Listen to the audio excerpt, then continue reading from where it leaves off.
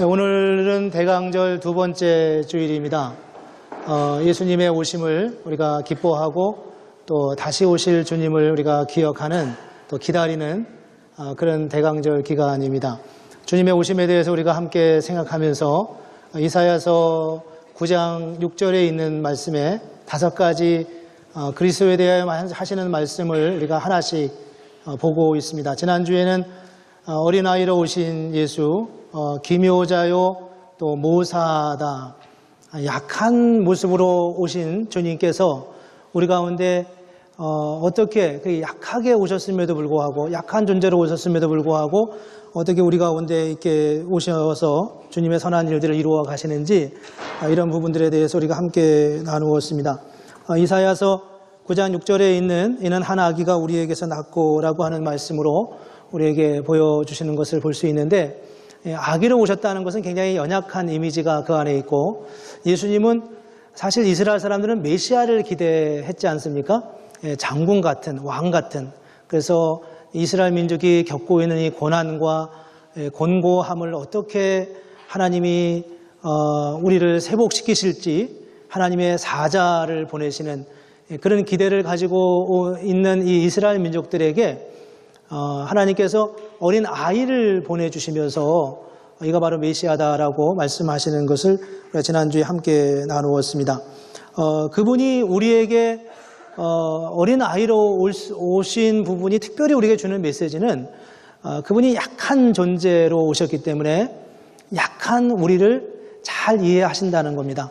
우리가 그냥 주님이 엄청난 힘을 가지고 야, 그건 문제도 아니야, 내가 다 해결할게, 이렇게 하시는 게 아니라 우리에게 오셔서 얼마나 힘드니 내가 너의 아픔을 알아, 이렇게 다가오시는, 그래서 우리와 먼저 마음으로 하나가 되기를 원하시는 주님의 마음을 우리가 거기서 살폈습니다. 그래서 이제 가늠하다 현장에 잡힌 여인의 이야기를 우리가 함께 나누었잖아요. 그 이야기를 우리가 그냥 스킵해서 기본적인 내용만 지나갈 수 있지만, 그 가늠하다 현장에서 잡힌 그 여인을 만나면서 그와 함께 그 옆에 있으면서 예수님도 이 가늠하다 잡힌 여인과 동일한 운명에 처해 있는 것을 우리가 봤습니다. 이 여인이 이제 금방 죽을 수도 있는데, 사실 예수님이 이 여인의 사건에 연루돼서 이 예수님도 어쩌면 죽을 수 있는 그런 상황에 놓여 있죠. 그 상황에서 이 여인이 그것을 이제 직감적으로 알지 않았겠습니까? 이 예수님도 나와 동일한 운명에 처해 있는 것을요. 그리고 그 상황 속에서 주님께서 내가 너를 안다, 그러면서 너를 정죄한 자가 없느냐? 주여 없나이다. 나도 너를 정죄하지 아니하노니 가서 다시는 죄를 범하지 말라라고 말씀하죠. 이 죄를 범하지 말라라고 말할 때 그 말의 의미가 이 여인에게 깊이 꽂혔을 거라고 생각하는데, 그럴 수 있었던 이유는 예수님이 같은 마음을 가졌기 때문에 그렇죠.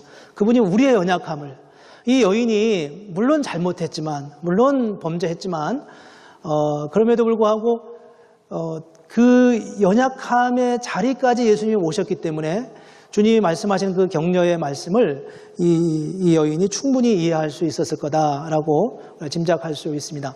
오늘은 이제 주님께서 이렇게 말씀합니다. 전능하신 하나님이라고요. 그의 이름은 전능하신 하나님이라. 그분의 전능성에 대해서 말씀하고 있습니다. 사실 이 밸런스, 이 두 가지 개념이 우리에게 잘 맞지 않습니다. 왜냐하면 어린 아이로 왔는데 그 어린 아이가 전능하다, 힘이 있다, 모든 것을 해결할 수 있다, 이런 전능한 하나님의 개념을 우리가 이해하는 것이, 이렇게 동시에 고백하는 것이 쉬운 일이 아닙니다.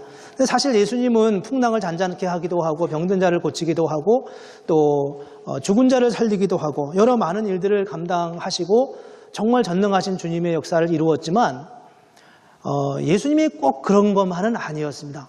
예수님도 굉장히 약한 순간이 있었고요. 예수님도 어쩌면 저렇게 사시다가 그냥 흔적도 없이 사라질 수도 있겠다, 이런 생각이 들 만큼 예수님의 어떤 연약성이 예수님의 사역 내내 나타나게 되는데, 이제 그 중에 제일 대표적인, 가장 극적인 것이 십자가의 죽음 아닙니까? 많은 사람들은 그렇게 기대했어요. 저기서 혹시 내려오지 않으실까. 그 대표적인 사람이 아마도 가룟 유다였을 거다. 가룟 유다가 왜 예수님을 팔아버렸을까? 내가 이렇게 팔아버리면 아마 그 예수님이 진짜 하나님이면 그 십자가에서 뛰어내리실 거야. 다 풀어헤치고. 이게 이제 우리가 흔히 생각하는 전능자의 모습이죠. 근데 예수님은 그냥 마지막까지 죽으셨어요. 그렇게 죽으신 예수님의 모습 속에서 우리가 전능한 하나님을 고백할 수 있을까 하는 것입니다. 그러면 그런 전능한 하나님이 우리에게는 무엇을 의미하는가? 지금 한 어린아이, 아주 작은 아무 힘도 없는 그런 어린아이로 오신 예수님이면서 그 예수님이 또한 전능한 하나님이다라고 말할 때 그 말의 의미를 이 두 가지가 상충되는 그 개념을 우리가 어떻게 이해해야 되냐 하는 겁니다. 이제 그 예를 이제 잘 이해하기 위해서 우리가 창세기 17장의 말씀, 아브라함의 사건을 보았어요. 아브라함이 99세 때 여호와께서 아브라함에게 나타나셔서 이렇게 말합니다. 나는 뭐라고 말했습니까? 전능한 하나님이라 이렇게 말했습니다. 전능한 하나님이다. 사실 지금 아브라함이 처해 있는 이 상황에서 이 말씀을 듣는 것은 굉장히 기분 나쁠 수 있는 말씀이에요. 굉장히 불쾌할 수도 있는 말씀이에요. 하나님이 전능한 하나님이라고요? 그렇게 믿기가 참 어려운 상황입니다. 왜 그런지 아십니까? 사실 아브라함은 창세기 12장에서 하나님의 부름을 받았어요. 그래서 이제 갈대아 우르에서 나와서 하나님의 부름을 따라 가나안까지 이제 가잖아요. 근데 하나님이 처음 아브라함을 부를 때 뭐라고 말씀하시냐면 내가 너를 불러서 너가 알지 못하는 땅으로 인도할 건데 거기서 내가 너에게 자손과 땅을 줄 거다. 이렇게 말씀했어요. 자녀와 땅을 줄 것이다. 그 자녀가 하늘의 별처럼 바다의 모래처럼 많을 거다. 이렇게 말씀하셨거든요. 그게 이제 창세기 12장에 있고 아브라함이 75세였습니다. 75세에 자녀를 준다. 이것도 사실 좀 지금으로 보면 굉장히 황당한 이야기처럼 들릴 수 있는데 뭐 그 당시는 지금보다 젊었다고 하는 이론도 있어요. 어쨌든 아브라함이 그걸 믿었어요. 믿고 갔는데 15장, 창세기 12장에서 그 사건이 있었는데 15장에 가면은 하나님이 아브라함과 정식으로 조약을 맺어요. 약속을 행합니다. 그래서 가운데 뭐 짐승을 잡고 그 가운데 짐승을 각을 떠가지고 그 쪼개 놓고서 그 가운데는 이제 그 당시 조약하는 방법이 그거였거든요. 동물을 잡아서 각을 떠놓고 반을 잘라서 벌려놓고 거기를 이제 지나가는 겁니다. 이렇게 족장들이 양쪽 족장들이 지나가면 거기서 이제 그러면서 서로 약속을 하는 거죠. 그 약속을 할 때 그들이 어떤 그 약속의 의미가 있냐 하면 당신과 나 사이에 이제 이런 약속을 했는데 당신이 이 약속을 어기면 이 동물이 갈라진 것처럼 당신의 운명이 그렇게 될 거다라고 하는 걸 선언하는 거예요. 그리고 자기 스스로 내가 지나가면서 내가 당신과 언약을 어기면 내 운명이 이렇게 될 거다. 나는 이렇게 내 몸이 쪼개지고 내 부족이 쪼개지는 거에 대해서 나는 감당하겠다. 그만큼 내가 이 언약을 지키겠다. 이렇게 약속하는 거거든요. 근데 하나님이 아브라함으로 하여금 그 언약을 맺으시면서 그렇게 동물을 잡아놓고 그곳을 누가 지나가냐 하면 하나님만 지나가셨어요. 아브라함은 지나가지 않았어요. 그 말은 무슨 의미예요? 내가 너와 맺은 언약을 지킬 거야. 이렇게 지금 약속하고 있는 겁니다. 그러지 않으면 내가 이렇게 될 거야. 이런 의미로요. 그런데 그게 이제 언제인지 정확히 연도는 알 수 없지만 그리고 또 세월이 지났어요. 그래서 이제 16장에 가면은 아브라함이 나이가 85세가 됐습니다. 75세의 부름을 받고 85세 이제 10년이 지났지 않습니까? 10년이 지난 다음에도 하나님의 아무 소식이 없는 거예요. 여러분 기도를 10년 동안 해봤어요? 한 가지 기도를. 약속을 받고 10년 동안 그 약속을 기다려 보셨나요? 근데 하나님 이건 내가 기도한 것도 아니었어요. 하나님이 주신 약속인데 그 약속을 성취되지 않은 채 85세까지 지냈어요. 여러분 아시다시피 그 상황에서 이제 아브라함과 사라가 아들을 기다리다 없으니까 사라의 제안에 의해서 아브라함이 그 몸종이었던 여종을 통해 하갈을 통해서 아이를 낳습니다. 그의 이름이 뭐예요? 이스마엘이죠. 이제 지금 아랍계의 조상이라고 말하잖아요. 이스마엘을 낳는 일이 창세기 16장에 나옵니다. 아브라함이 86세에 이스마엘을 낳았어요. 아, 이건가 보다. 하나님의 뜻은. 나는 꼭 당신을 통해서만 아이를 낳는 줄 알았더니만 이렇게 하나님이 주려고 했는가 보다. 아마도 그렇게 생각했었겠죠? 그러면서 이제 이 아들이 하나님이 주신 약속이라고 생각을 했는데, 그로부터 다시 13년이 흘렀어요. 근데 아브라함이 99세죠. 굉장히 나이가 들지 않았겠습니까? 여러분은 우리 99세가 된 저의 모습은 상상하지 마시고 여러분의 모습을 한번 상상해 보십시오. 그때 아이를 낳는 게 가능한가요? 근데 하나님이 그때 나타나셔서 다시 오늘 본문의 말씀을 하는 거예요. 나는 전능의 하나님이다 라고 말씀하시면서 너를 통해 내가 약속한 아이를 주겠다고 말씀합니다. 이미 처음 그 약속이 있을 때부터 24년이 지났고, 그리고 이미 그때 그 아브라함의 나이는 99세였습니다. 이런 상황에서 지금 아브라함이 이 하나님의 약속을 다시 받고 있어요. 이때 이제 아브라함이 너무 어이없으니까 이제 피식 웃었어요. 웃었다 이렇게 나오는데 이 웃음의 종류가 어떤 걸까? 여러 가지로 생각을 해봤는데 어떤 웃음일지 모르겠어요. 헛웃음인지 비웃음인지 아니면 좌절 속에 웃은 웃음인지 모르겠습니다. 그게 그냥 기뻐서 웃는 웃음은 아니지 않았겠습니까? 기뻐서 웃는 웃음은 아니에요. 그게 뭐 비웃음이라고 하면 너무 좀 지나치고 헛웃음이면은 뭐 이해할 수 있을 것 같고요. 어쨌든 하나님 앞에 들키지 않았어야 되는 웃음이었어요. 나중에 그의 부인도 그 소리를 듣고 웃잖아요. 그때 하나님이 그 사라에게 그렇게 말합니다. 내가 웃었느니라. 그러니까 사라가 아니요, 저 안 웃었습니다. 극구 부인하죠.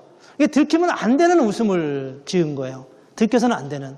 그게 뭐 헛웃음이었든지 비웃음이었든지 좌절 속에 웃는 웃음이었든지 하나님을 무시하는 의심이었든지 어쨌든 들키면 안 되는 웃음이었는데, 하나님이 사라에게 이제 명년이 때, 내년 이맘때 내가 아들을 낳을 것인데 그 아들의 이름을 웃음이라고 할 거다라는 의미로 이삭이라고 이름을 지은 거예요.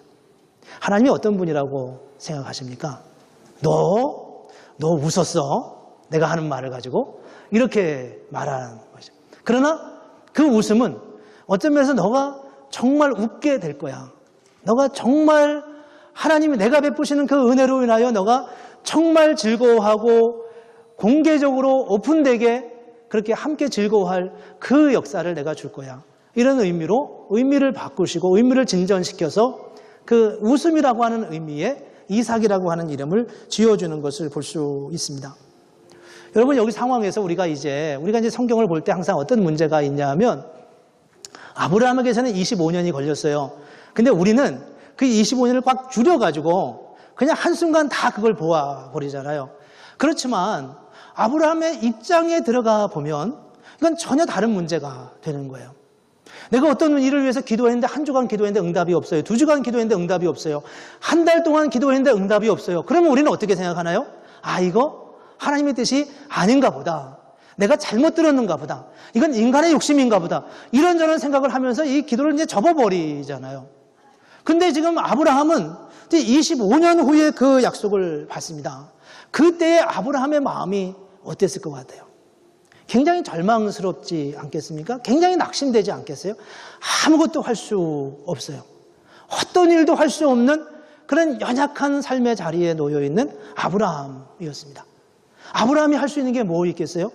아브라함이 무슨 소망을 가질 수 있었겠어요? 그런 절망적인 아브라함의 입장에서 보면 이 상황은 정말 무엇이라고 말할 수 없는 그런 상황이었어요. 근데 그 상황에서 하나님이 아브라함에게 아들을 주신 거죠. 여기서 이제 우리가 정말 생각해야 될 부분이 있는데, 그게 뭐냐 하면 오늘 지난주에 봤던 한 어린 아기로 오신 예수님의 모습과 전능자로 당신 자신을 말씀하는 이 예수님의 모습 사이에 갭을 어떻게 우리가 해야 되냐 하는 겁니다.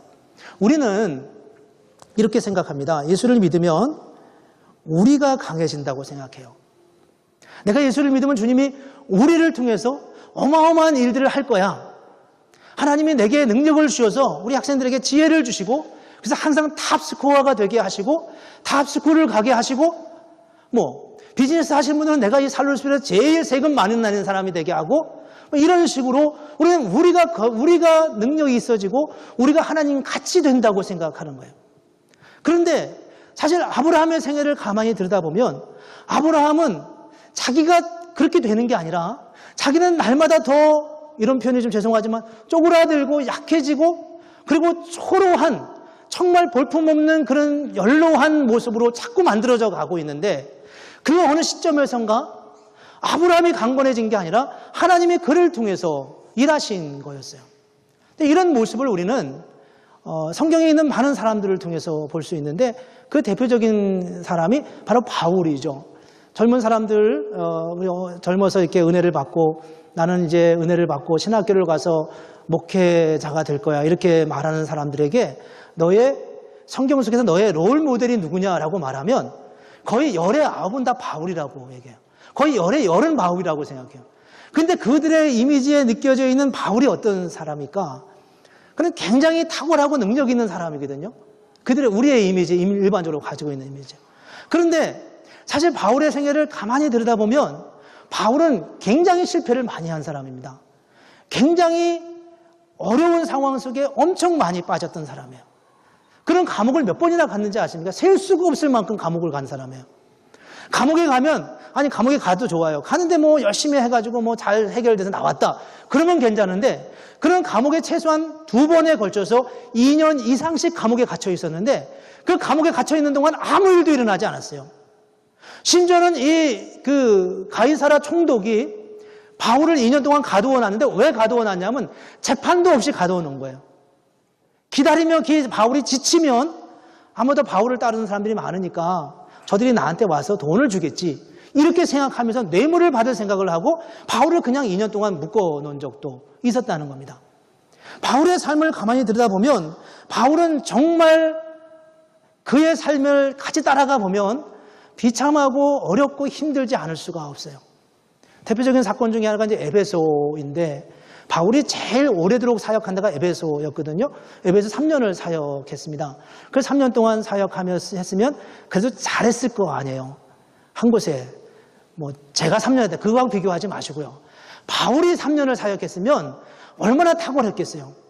에베소는 그 당시에 소아시아의 굉장히 중심 도시였는데 이 바울이 보나 탁월하기도 하고 원래 지식도 있는 사람이었기 때문에 영향력이 있지 않았겠습니까? 그런 바울이 3년이 됐는데 거기에 폭동이 일어났어요. 바울 때문에. 그리고 이 바울이 더 이상 거기서 사역할 수가 없어서 거의 쫓겨나다시피 그 자리를 떠나고 말았습니다. 그게 바로 바울의 인생이었어요. 그 바울이 얼마나 힘들고 어려웠겠습니까? 그 상황 속에서 바울이 그곳을 떠나면서 안타까운 마음으로 그들을 격려하고 위로하는 장면이 나와 있습니다. 그런데 지나고 나니까 바울이 가지고 있는 하나님의 역사를 얼마나 위대하게 했는지 모릅니다. 주님께서 우리에게 오셨어요. 주님께서 어린 아기로 오셨지만 전능하신 하나님으로 왔어요. 우리는 바울이라고 하는 인생의 창을 통해서 하나님이 얼마나 위대한 분이신지를 알게 됩니다. 우리는 아브라함이라고 하는 한 인간 인물의 창을 통해서 하나님이 얼마나 위대한 분이라는 걸 알게 돼요. 그런데 막상 그 삶의 자리에 있던 아브라함과 바울은 굉장한 절망과 어려운 과정들을 통해서 그 일을 이루어 갔다는 것입니다. 근데 우리가 이해하다시피 바울이 그렇게 절망한 사람은 아니지 않았습니까? 그럼 바울이 어떤 믿음의 고백을 가지고 갔기에 그 속에서 절망하지 않았을까 하는 것입니다. 몇 가지를 우리가 이해해야 됩니다. 첫 번째는 하나님은 우리와 함께 우리를 통해서 일하신다는 겁니다. 우리와 함께 우리를 통해서 일하십니다. 우리를 강권적으로 뭐 어떤 능력을 갑자기 줘서 일하는다는 뜻이 아니라 우리를 그냥 통로로 사용하신다는 거예요. 하나님의 역사가 흘러가는 통로로. 한 힘없는 어린 아기를 메시아로 보내셔서 그 메시아를 통해서 하나님께서 당신의 일을 이루어 가셨듯이 그렇게 하나님이 당신의 역사를 이루어 가듯이 그렇게 우리에게는 실패 같고 우리에게는 절망할 수밖에 없는 삶의 자리 같은데 막상 주님은 우리를 통로로 삼아서 당신의 위대한 영광과 역사를 드러낸다는 거예요. 이게 얼마나 놀라운 일이겠습니까? 그렇잖아요? 근데 이걸 이제 슬퍼하는 사람도 물론 있어요. 그러나 사실 이거는 굉장히 영광스러운 일입니다. 나는 여전히 부족한데 나를 통해 이루신 하나님의 역사를 보면 너무나 놀라운 거예요. 여러분은 어떠신가요? 나는 정말 열심히 일했는데 일한 것만큼 내 대가가 없어. 일한 것만큼 인정받지 못해. 그런 입장입니까?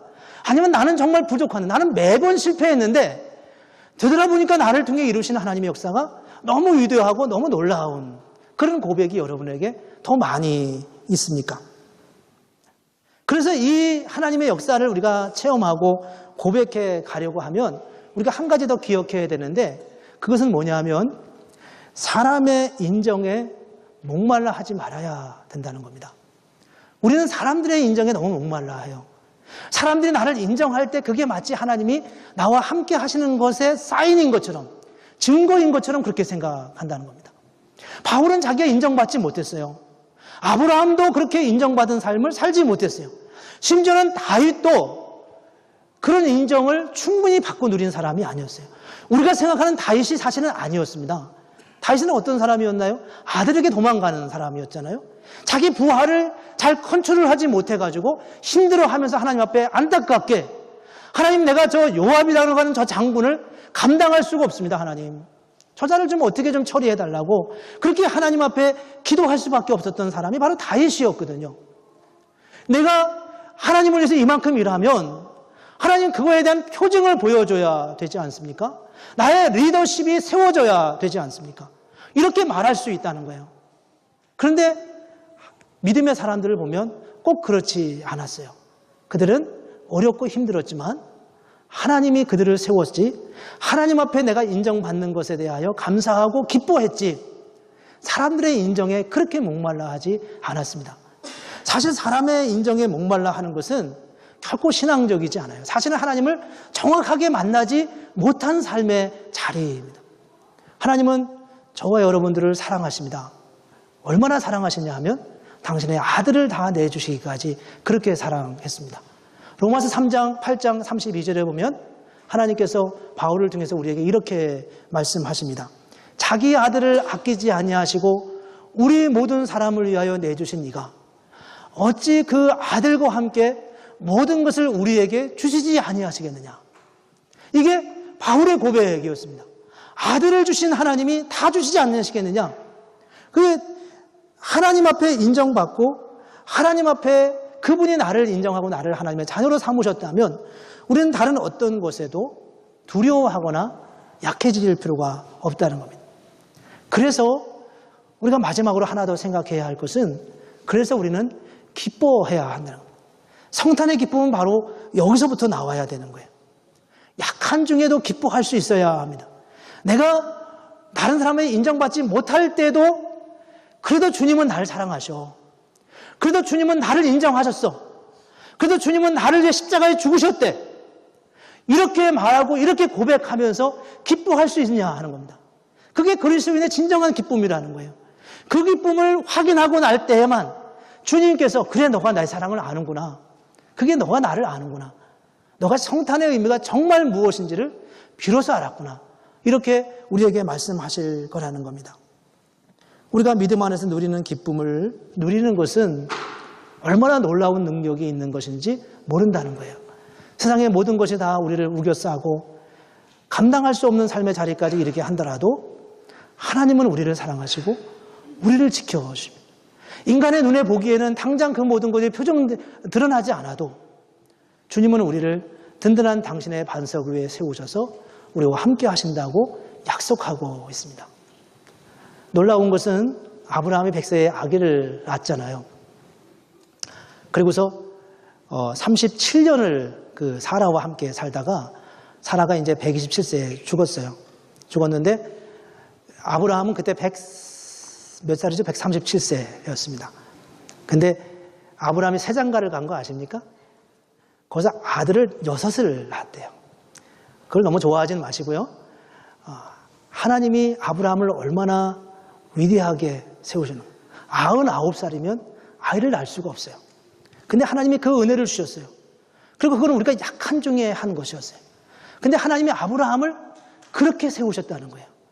실질적으로 우리를 그렇게 강하게 하시고 담대하게 하시고 놀랍게 하나님의 은혜의 자리로 이끌어 가신다는 것을 보여주고 있습니다. 오늘 우리가 이 말씀을 보면서 한 어린아이로 오신 예수님이 전능하신 하나님이라고 고백하는 이 두 큰 갭을 넘어갈 때 우리가 어떻게 하나님 앞에 나아가야 하는가? 하나님이 우리의 연약한 우리를 통해서 지금도 일하고 있다는 사실을 기억해야 한다는 겁니다. 그리고 내가 인정받지 못하는 것 때문에, 내가 탁월해지지 못하는 것 때문에, 내가 당장 어떤 일들이 나를 통해서 내가 하고 싶을 때 할 수 없는 것 때문에 인정에 목말라 하지 말아야 한다는 겁니다. 하나님이 우리를 사랑하시기 때문이에요. 그리고 마침내는 그 놀라운 은혜로 인하여서 기뻐하라고 말씀합니다. 상황이 어려울 때도, 우리가 약할 때도, 여전히 내가 하나님의 응답을 받지 못해서 답답하고 힘들고 어려울 때도 여전히 하나님을 향하여 그런 믿음의 고백으로 하나님을 기뻐하며 찬송하는 그런 삶을 살라고 말씀하고 있습니다. 저와 여러분 속에 그런 하나님의 은혜를 가지고 이 성탄의 기쁨을 누리는, 그리고 주님을 난 찬양합니다. 내가 비록 좀 힘들어도 나를 사랑하시는 그 하나님의 은혜로 인하여 내가 주님을 찬양하기를 원합니다. 그렇게 고백하며 살아가는 복된 은혜가 있기를 주의 이름으로 축복합니다. 기도하겠습니다.